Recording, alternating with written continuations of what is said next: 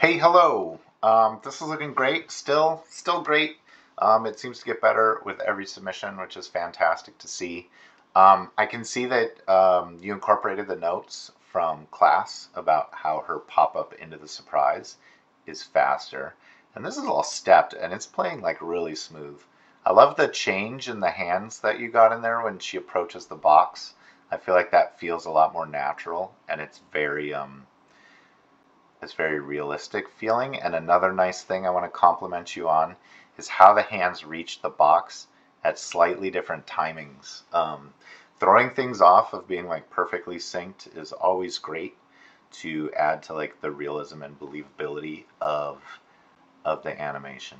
I don't know if there's any way to keep like a little separation between.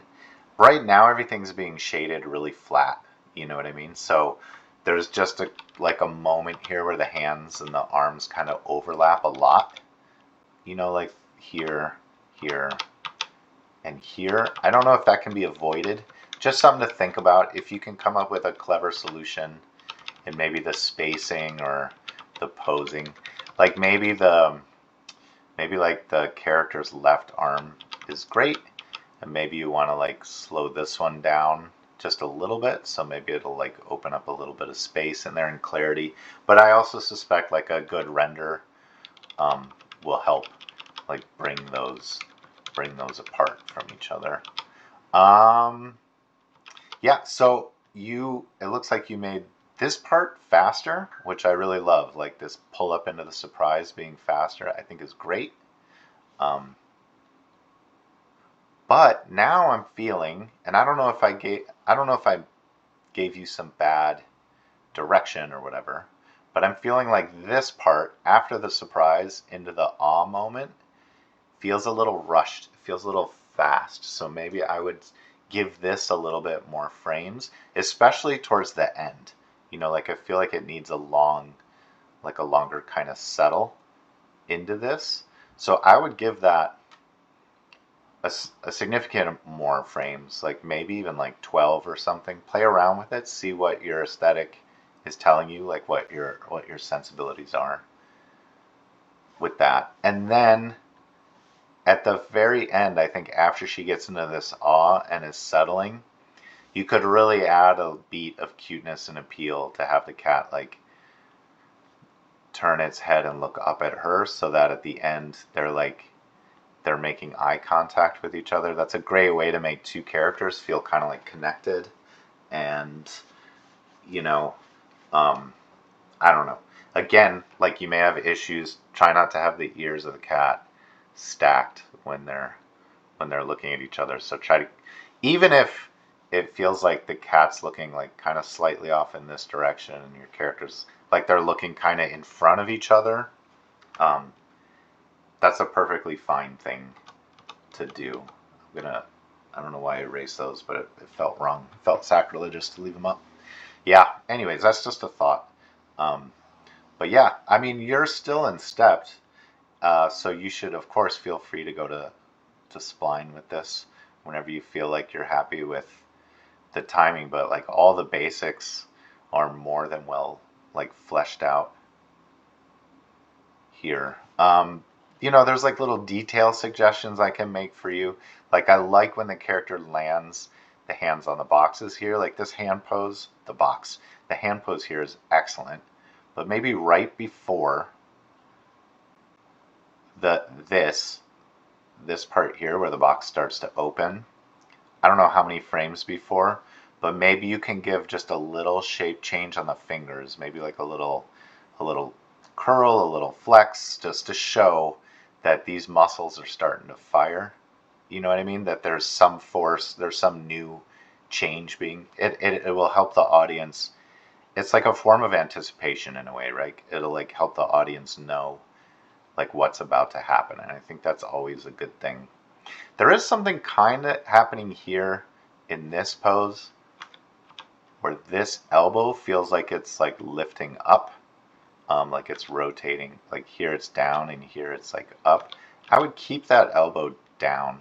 That's like a pull vector thing maybe if you're on IK right here, which I'm going to assume.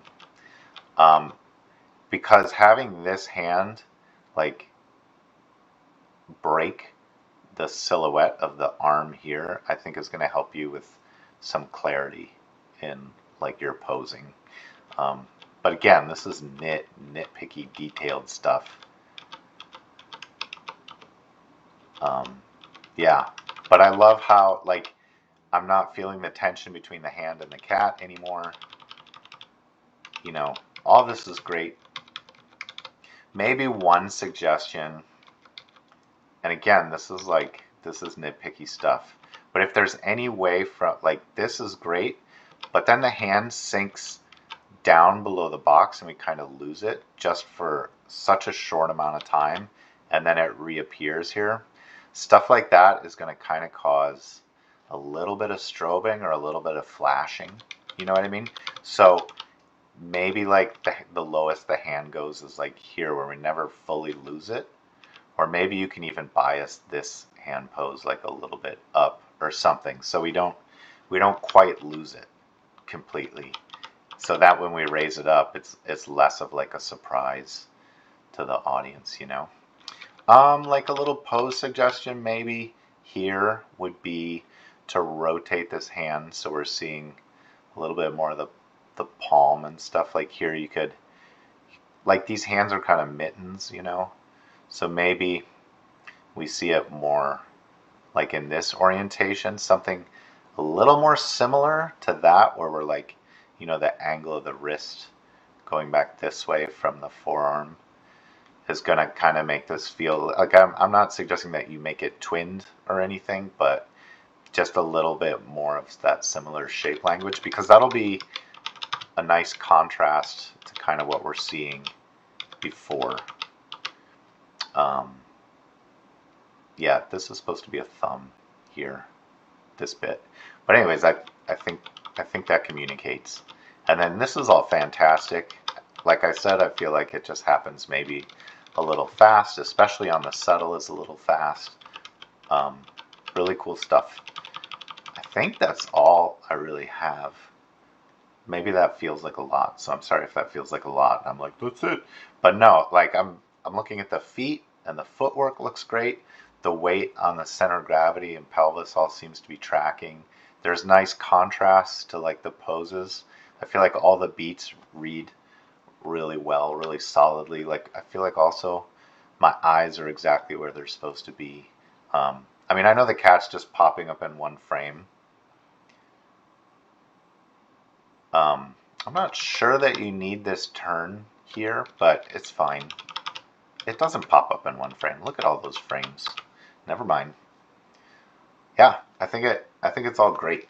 And then you know a piece like this too. If you like throw in a little cat meow and a little cat purr, maybe a cat meow when it pops up and a cat purr if they make eye contact afterwards, and you know you can really plus something like this with sound effects. But that's totally outside the scope of this class, so don't worry about it. I'm just suggesting it to suggest it.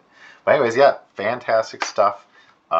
Keep going. I imagine that based on like where you're at, like maybe, you know, like maybe another week or two on this. So of course, you just flew through this one. It's start thinking about where you want to move on to. Oh, here's the thing.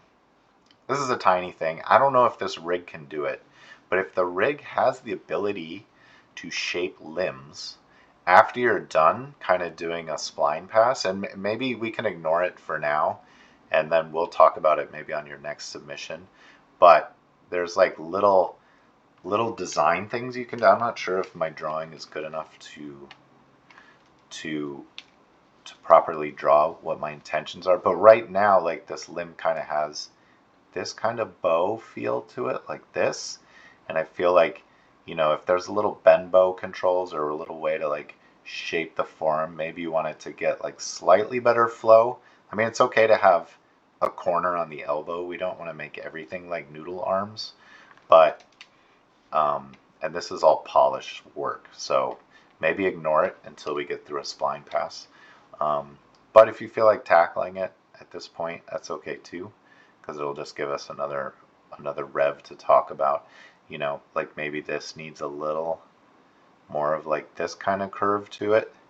then, because right now it feels like kind of the opposite, and I feel like design-wise, if you look at cartoonists and stuff, they'd probably bias it a little bit more this way, but that's debatable, you know. But all that's like a polished thing. It's just something to keep in mind. Um, but yeah, everything looks great. And thanks for the submission, and can't wait to see it next week. Okay, bye.